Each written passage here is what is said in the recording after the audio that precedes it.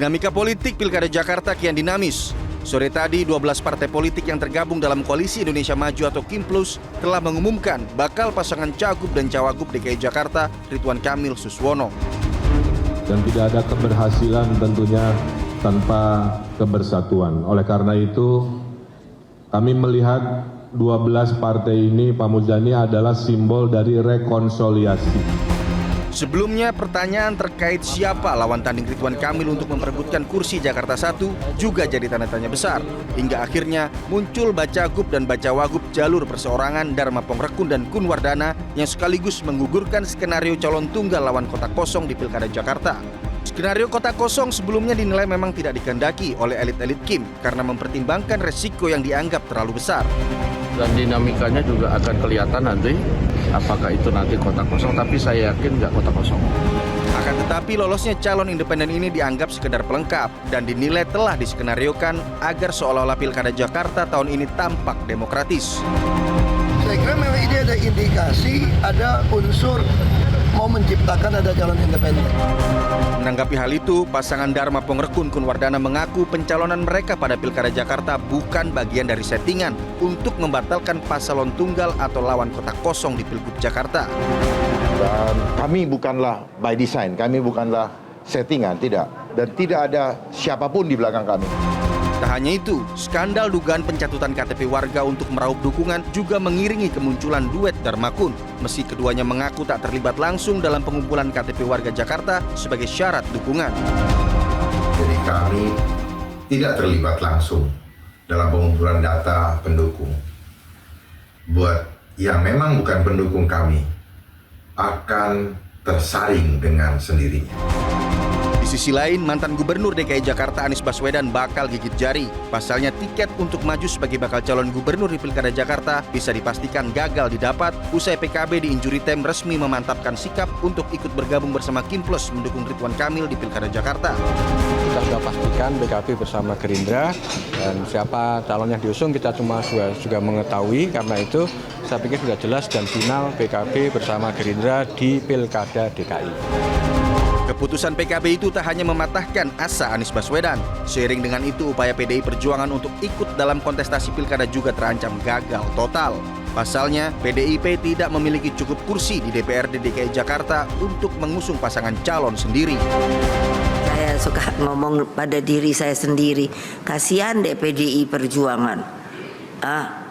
Dikungkung, ditelikung, tinggal sendirian gitu. Wah, yang lain apa namanya? KIMPLUS. Lantas akan seperti apa kontestasi Pilkada Jakarta nanti? Akankah duet Dharma Kun menempuh jalan mulus hingga tanggal pendaftaran nanti di tengah ganjalan dugaan pencatutan KTP warga?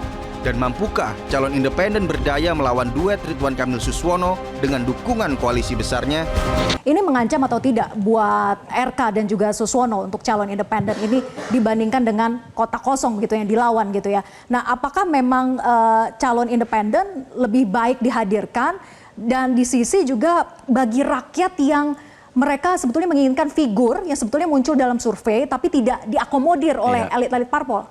Yang ancaman bagi RK itu kan Anies, Ahok, dan kotak kosong, gitu. Karena itu ancaman bagi dirinya gitu. Oleh karena itu dihindari. Anies dibuat nggak bisa pakai tiket kan. PDI Perjuangan dibiarkan karena nggak punya golden ticket, ya nggak bisa mencalonkan kadernya juga, dalam hal ini Ahok gitu. Tapi jangan juga dikasih kotak kosong, sebab nanti orang rame-rame ke kotak kosong gitu. Sebagai bentuk perlawanan. Sebagai bentuk perlawanan gitu. Nah, tiga itu yang ditakutkan oleh Emil. Tapi calon independen tidak mungkin menjadi bentuk perlawanan. Itulah pemecahnya gitu. Karena kebetulan kan calon independennya itu seperti disebutkan itu belum masuk radar survei. Dalam 3 bulan ke depan apa yang akan dilakukan? Gitu. Kalau sekiranya calon independennya Ahok misalnya gitu ya, atau Anies, lain lagi cerita itu. Bisa saja bersaing gitu. Nah, yang disebut mungkin apa namanya itu tadi, apa istilahnya, kaleng-kaleng atau apa tadi? Bukan kaleng-kaleng. Bukan. Ya dalam konteks kapasitas sih memang bukan kaleng-kaleng, tapi dalam konteks elektoral ya masih jauh di bawah. Bahkan masuk dalam 1% pun kelihatan belum ya. Kecuali setelah sekarang ini misalnya namanya mencuat, ya mungkin naik dan seterusnya. Itu bisa saja terjadi gitu. Nah, oleh karena itu saya sih sebetulnya lebih melihat pada RK-nya gitu. Kenapa gitu? Kok RK mau caranya kayak gini gitu maksud saya. Sebab dengan memborong semua partai hanya menyisakan PDI Perjuangan dan lawan independen yang sejauh ini kita belum tahu berapa elektabilitasnya. Dia sih tidur aja udah selesai nih gitu loh.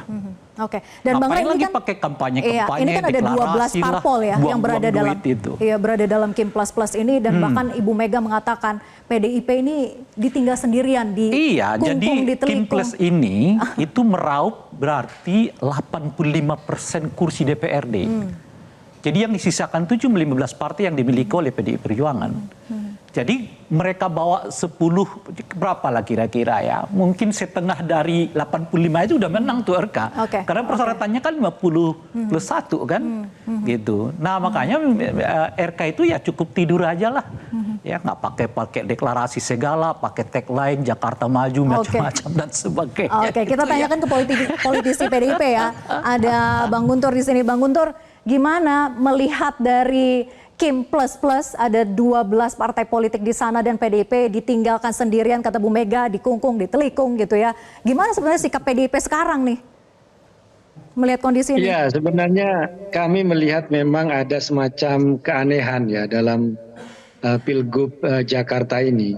Karena kalau secara teori gabungan partai-partai politik kan bisa mengusung paling tidak ada 3 pasangan calon. 4 dengan independen pun boleh. Sebenarnya itu secara teori itu cukup ya. Kalau memang kontestasi ini dibiarkan secara terbuka dan secara jujur, secara fair. Cuma kami menangkap ada tangan-tangan tersembunyi ya di Pilgub Jakarta ini yang berusaha untuk mengatur koalisi-koalisi parpol sehingga menumpuk ya dalam satu pasangan calon. Dan ini menurut kami itu ada hal yang kami pertanyakan, apa alasan sesungguhnya di balik menumpuknya partai-partai tersebut dalam pasangan calon. Apakah ada pembagian antara provinsi ini jatahnya parpol tertentu, provinsi yang itu jatahnya tertentu, atau ada jatah misalnya menteri di kabinet yang selanjutnya, atau adakah ancaman-ancaman yang ada. Nah ini kan seputar pertanyaan-pertanyaan itu kan absah muncul di Pilgub di warga Jakarta sekarang. Namun pada intinya kami PDI Perjuangan tetap ingin memperjuangkan apa yang menjadi suasana kebatinan dan aspirasi masyarakat Jakarta. Kalau kita menangkap beberapa jajak pendapat, kemudian juga survei-survei, kan sebenarnya ada 2 nama yang kuat, yaitu nama Anies Baswedan, kemudian ada Basuki Cahayapurnama, Ahok, dan itu yang menjadi aspirasi masyarakat. Tapi kok sekarang 2 calon kuat tersebut tiba-tiba ada semacam perintangan atau ada usaha-usaha tertentu. Bang Guntur, jadi gimana caranya kalau tadi mau mengusung Anies? Kan ada juga gerakan ya untuk Anies dan juga Rano Karno. Gimana caranya mendukung kalau PDIP sendirian? Kan nggak bisa. Ya karena sebabnya adalah ketika semua tiket parpol itu diborong untuk satu pasangan, maka tentu saja kemungkinan itu tidak bisa terjadi, bisa mencalonkan alternatif yang menjadi aspirasi masyarakat Jakarta. Tapi saya kira warga Jakarta adalah warga yang cerdas, mereka bisa melihat, lihat dong, ternyata sekarang kok elit-elit partainya kok tidak mencalonkan apa yang menjadi keinginan masyarakat Jakarta. Kok ada tokoh yang lain yang tiba-tiba diusung secara bersama-sama, yang alasannya kita tidak tahu. Nah disinilah muncul ya semacam sikap kritis dari masyarakat Jakarta sehingga muncul dengan segala hormat dengan kepada Bang Dharma, muncul semacam istilah calon boneka atau calon independen. Di titik ini apakah PDIP sudah menyerah, Bang Guntur? Sudah tidak ada lagi harapan misalnya untuk merayu salah satu parpol untuk ditarik bentuk poros ketiga, sudah tidak ada itu ya? Udah nyerah ya PDIP ya? Kan selama penutupan pendaftaran itu maka kami lihat kemungkinan itu masih bisa terjadi. Masih bisa terjadi, ada partai yang dirayu sekarang? Agustus masih ada.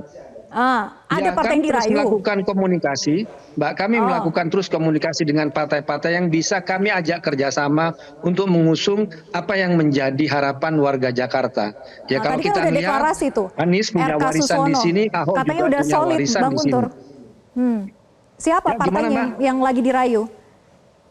Ya, apapun partainya ya yang memang punya tertarik dengan komunikasi kami ya, kita akan ajak karena segala kemungkinan masih bisa terjadi ya, bisa Nasdem, bisa PKB, bisa partai yang lain ya, mau kita ajak Ya, cuma ya kami kalau mintanya ke kami menteri di kabinet tentu saja kami tidak punya.